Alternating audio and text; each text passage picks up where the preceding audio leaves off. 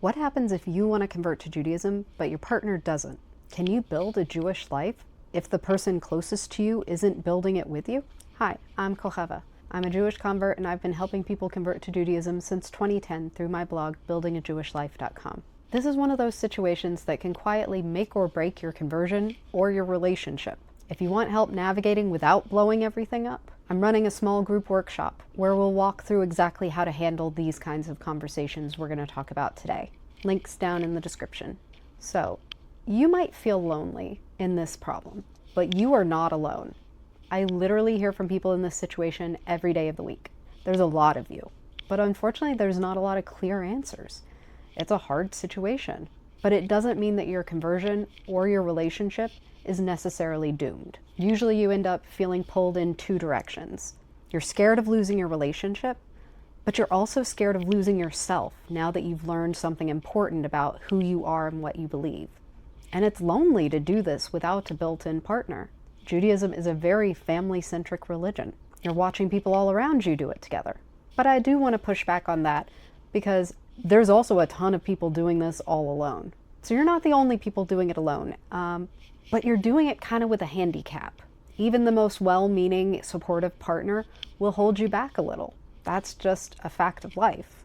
And I happen to know that in most cases, it's women in this position. And a lot of the times you feel like you're asking for too much if you're asking for any sort of accommodations.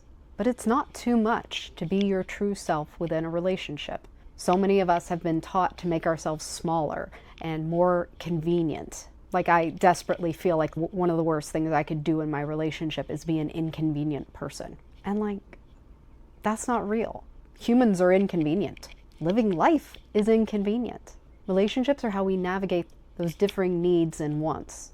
Let's talk about the practical piece up front. Can you even convert in this situation? In most cases, no.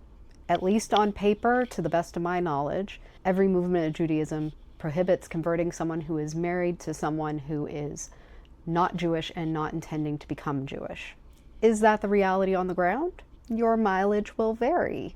In the Orthodox world, no. It's a non-starter. In the conservative world, much more of a non-starter, but I have heard of one or two.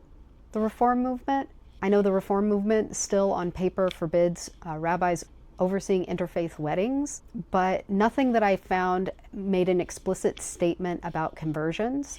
Given that statement about rabbis and weddings, I imagine that that ruling would apply to conversions as well. But if I have learned anything in working in conversion is that Reform rabbis do what they want. They are a very individualistic group, or there's not a lot of oversight. I don't know what to call that. So maybe that works in your favor.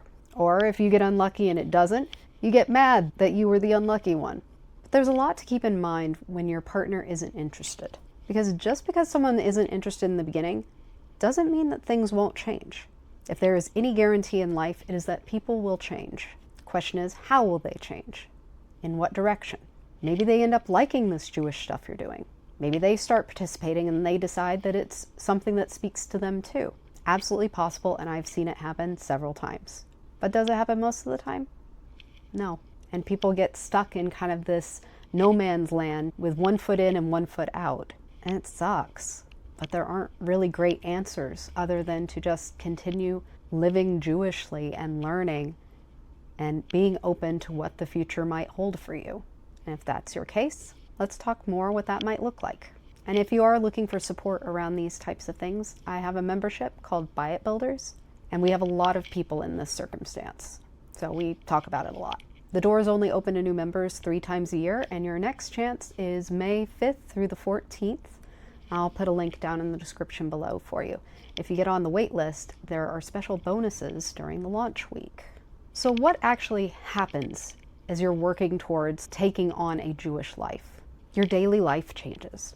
Shabbat, food, holidays, who you spend time with, where you spend your time. Your values and priorities may change. In a lot of ways, Judaism will surface and support values you already hold, but you might find there are new values and priorities too, and they are not the same as your partner's. And then all the decisions, all the heavy stuff. Holidays is bad enough, but let's talk about kids. Whether you have kids already or not. Do you raise them Jewish?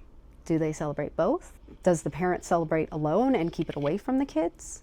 And related to that is relationships with family members, family who may not approve, to put it lightly. So these end up being the main friction points that your relationships will get hung up on. So the big mistake that people make is pretending that this is just a personal journey. Judaism is not a solo sport. It is really only done in community. Maybe you live far away from a Jewish community. I'll link up here and down below to a video about what you can do in that situation. But in most cases, if you can't move into a Jewish community, your conversion is dead in the water to begin with. But most of us start outside the community, trying to make do until we are able to manage a move financially or logistically. When you have a partner, that becomes more complicated because they have a say too. And some of these moves can be really big moves. You're lucky if it's just across town. So when you act like it's just a personal journey, people end up becoming kind of selfish and ignore how much their journey has an impact on their partner and their partner's life, because it does. You can't do Judaism all alone in a closet by yourself. And why would you want to? The second biggest mistake is avoiding the hard conversations that this causes. You just vaguely hope that they'll come around later, and maybe they will, but in most cases they won't. Maybe they'll become supportive, but in a lot of cases, you're just hoping that they won't hate it. So what actually helps? You need to have clear communication early and often, long before resentment builds, either in you or in them. And you will get resentful. Anytime you're trying to make yourself smaller and try to protect other people from the needs and wants that you have, that's going to build resentment. 2, small, gradual changes. Don't spring stuff on people. Ease in slowly and start with the fun stuff. Start with the things that they enjoy, like with Shabbat practice, starting by making a nice meal on Friday nights. Make their favorite dishes. Make it romantic. Sex is a mitzvah on Shabbat. Focus on the changes that are going to be welcome as much as you can. On the flip side of that, focusing on the things that are more personal and not as likely to encroach on other people's space, time, or energy, like your prayer life, your learning. And third, being clear about defining what is a shared practice and what is a solo practice. If your partner does participate in practices, be clear about what that means and what that looks like, and finding a way to communicate the appropriate ways to do things without setting off their defensiveness, which can be extremely tricky. Because again, most of the time in this situation, it's wives trying to teach husbands. And that is a tricky power dynamic in most marriages that I'm familiar with. So what does support actually look like from your partner? First off, it doesn't mean agreement. They don't have to agree with you on anything. You don't need to convince anyone that you're right. Judaism doesn't ask you to do that for sure. As you probably well know, we don't seek out converts. So you don't need to proselytize to your spouse, even though I understand it would be incredibly convenient if they got on the train. But I can tell you that I have seen it again and again that does not work very well. People do not like to be proselytized to in their own home. They don't like it anywhere, but they especially don't like it in their own home. What support actually should look like is respect, time and space for your needs and wants, and non-interference, not passive aggressiveness, not sabotaging. The tricky part is that compromise is not always possible, not in the way that most Americans are taught to think of compromise. This came up in a relationship in my family.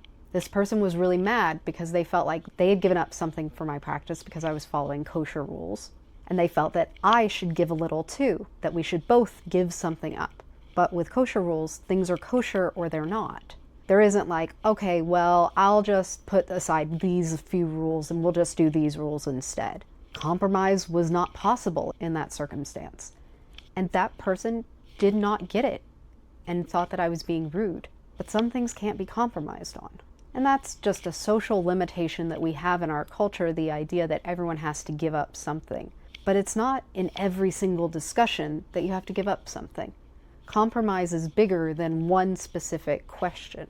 It could be that they give up something here and you give up something in a different area of life. Like maybe they need to do more childcare on Saturdays so you can go to synagogue. The compromise is not you leave early from synagogue. The compromise is then you take one night a week where you give them a few hours off for them to leave the house and go do something important to them and relax. We have to be more flexible around how we think about compromise. Remember that resentment builds slowly. It will be hard to notice at first, but it will just keep growing and growing until one day it boils over and you throw an absolute toddler-style tantrum. Avoidance feels easier until it isn't. But all the easier ways of resolving these problems is possible before you blow up or they blow up. Here are the questions I want you to ask and be honest with yourself about. You don't have to tell anyone else the answers to these questions, not your rabbi, not anyone. So be truly honest. What level of observance do you really want in your life? What do you need and what would be nice? Distinguish between needs and wants. Where are you flexible versus where are you not? What do I need to feel okay long term? What am I compromising, and is that compromise sustainable? And am I shrinking to keep the peace? Because that's not peace, that's just avoidance. You need to keep in mind boundaries and control. What is really in your control and what is not? What is in their control and what is not? You cannot force anyone to participate. You wouldn't want to, even if you could. But you can define what you will and won't do. Some scripts that you can use to talk to your partner about this are things like, this matters to me because ... I'm not asking you to convert, but I do need ... Here's what would help me feel supported. So hopefully you learn to have these conversations in a healthy and sustainable way. As you move forward, there's a couple of pathways that your relationship can take in this situation. Maybe they come fully on board, decide they are down with the Jewish stuff, and they want to become Jewish too. If so, great. The more common, someone who's fully supportive and participates sometimes. I would say this is the most common outcome I see, which is good because I think that's a loving answer. Judaism would never ask you to divorce someone in order to convert to Judaism. Judaism wants your relationship to work as it is, if it's a good relationship that's healthy. If it's not, then maybe this is the straw that breaks the camel's back. Painful, but necessary. And if it wasn't Judaism, it would have been something else. Third outcome, neutral but respectful. This is probably the second largest camp I see. They think it's kind of weird, but whatever makes you happy. And then the last path forward is when they are resistant or dismissive or disrespectful. This is where things get hard, and you have to make hard decisions. I'm a former theater kid, and there is an old phrase in playwriting that I know I've mentioned on here before, that a fight about the curtains isn't about the curtains. If your partner is disrespectful or dismissive of your needs and wants around this Jewish stuff, that's a sign of a bigger problem. That's probably not a problem with Judaism. You probably have deeper relationship questions you need to be asking right now. The hard truth is that these relationships can work, but they are hard AF, and it will not be done by accident. They have to be managed purposefully. Some relationships adapt, some relationships break. You don't always know which your relationship is going to be. But I want you to remember that you're not wrong for wanting this. This is a healthy, normal thing to want. But you can't avoid the impact it has on your partner's life. Taking responsibility for that impact and any harms that may come about is part of being a good Jew and a good human. I would hope that they would do the same for you, because surely their lives are also impacting yours. But when they're leading the normal life, it can feel like you're the big bad guy that's making life hard for everyone. But that's not true. You don't need to have it all figured out, but you do need to start telling the truth. So if you're sitting here thinking, I don't even know what to say to my partner, that's exactly why I created my workshop. It's going to be a small group of 10 people where we'll walk through real scripts, real scenarios, and how to handle these conversations in a way that actually works for you and your personality and your life. You can grab a spot through the link below. Now, if you're walking this conversion path without a partner on board, your rabbi becomes more important than ever. If you're nervous about contacting a rabbi, watch this video to show you the best way to do it.